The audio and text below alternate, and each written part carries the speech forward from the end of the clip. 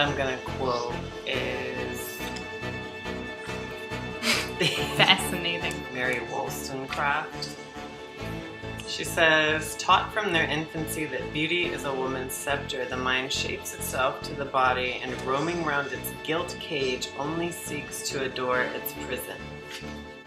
That reminds me of something I was reading in my queer theory class about a certain type of tape that was worn to prevent the face from making full expressions, to prevent wrinkles, and it was only to be worn alone. And the author was talking about a kind of, like how that created a panopticon where the woman was always attempting to present herself for an audience even when there was nobody there. Could you explain to our audience the concept of a panopticon? The panopticon is the concept of a prison designed by Jeremy Bentham, which had a guard tower in the middle, and then all around it and below it were prison cells, so that there only needed to be one guard, and he could view all of the prisoners at once. And the prisoners couldn't see him, so they never knew whether or not they were being observed. So they always would behave as if they were being observed. And Foucault uses this as a metaphor for the way that cultural norms influence our society. How would you relate the concept of a panopticon, or like people sort of policing themselves to, like women today policing themselves as far as their behavior and the way that they look and how that's conditioned? The internet, social networking, media, like people will go out solely in order to like photograph themselves and return these things to like Facebook. I feel like media in general has been doing some form of that for a long time. What do you think about the last part of her statement where she talks about the bird in the cage adoring its prison? I think there's definitely a Stockholm syndrome. Stop. Going on with women. That might be one of the reasons that not as much has been done to overcome sexism as racism, because like we didn't really have quite the same powerful mythology institutionalizing racism. We had like segregated communities where black and white people would live pretty separately, and they had like the sort of happy Negro idea, but it wasn't nearly as intense as like family and the myth of like the romantic heterosexual monogamous marriage. And then you see the reality of the city. And then You know, so like it's very much like most people would think it's like anathema to even think of that as something that's oppressive. They think it's like everything that's valuable about their lives, you know, like the princess fairy tale and everything. So I feel like that's really standing in the way.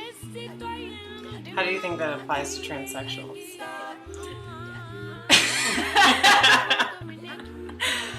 How does that apply to transsexuals? Well, I feel like myself personally, being somebody who at one time identified as being transsexual, when I started taking hormones when I was 17, I sort of felt like I had to police myself at all times to make sure that the way I spoke and the way that I dressed and everything that I did would be like not only convincing as a female, a genetic female, but also like I had an aspiration to attain to the highest state of femininity. Yeah. I wanted to get multiple surgeries on my face. I wanted to get breast augmentation. I wanted to have bottom surgery, all so that not only could I mimic a genetic female, but so that I could be an ideal. Yeah.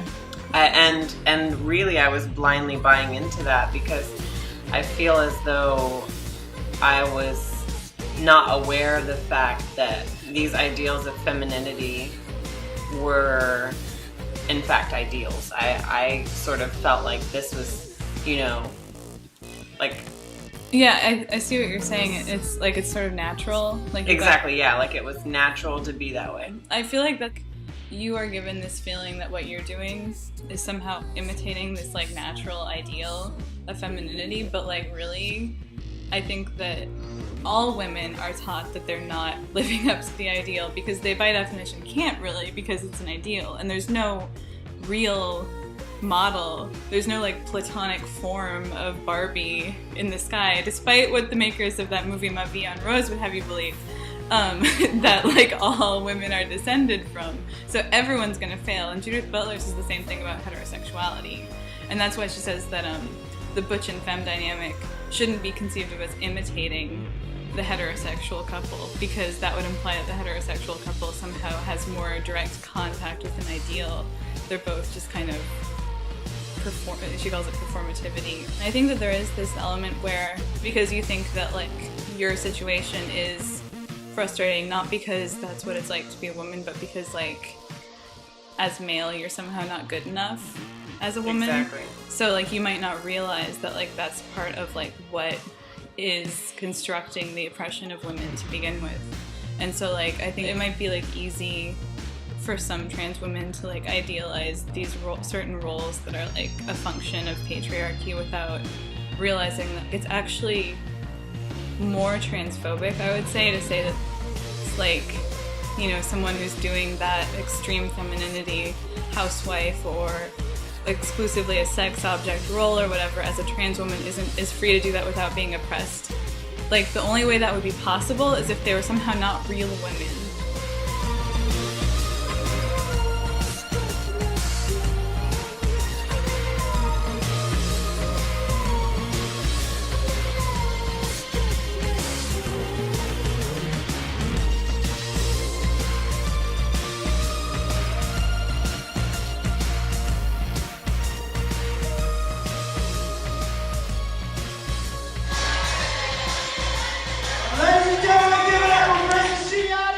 It would be a contradiction of terms to say that they could participate in those and not be oppressed. You know, if they were like somehow just like putting on a disguise or a costume in a way that other women weren't, and that's, you know, but I don't think that's true.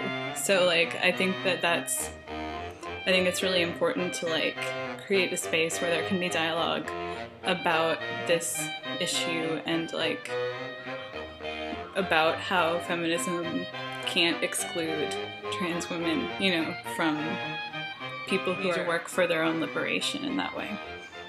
Well, when I think of feminism too, I mean, this is giving me, you know, a lot of ideas and making me think of not just feminism for the sake of women, but, you know, feminism for the sake of people who have feminine expression at all. Mm-hmm. You know, and that brings to mind... Well, what's a woman? Exactly. Before we get into that. Before we get into that, let me finish this thought.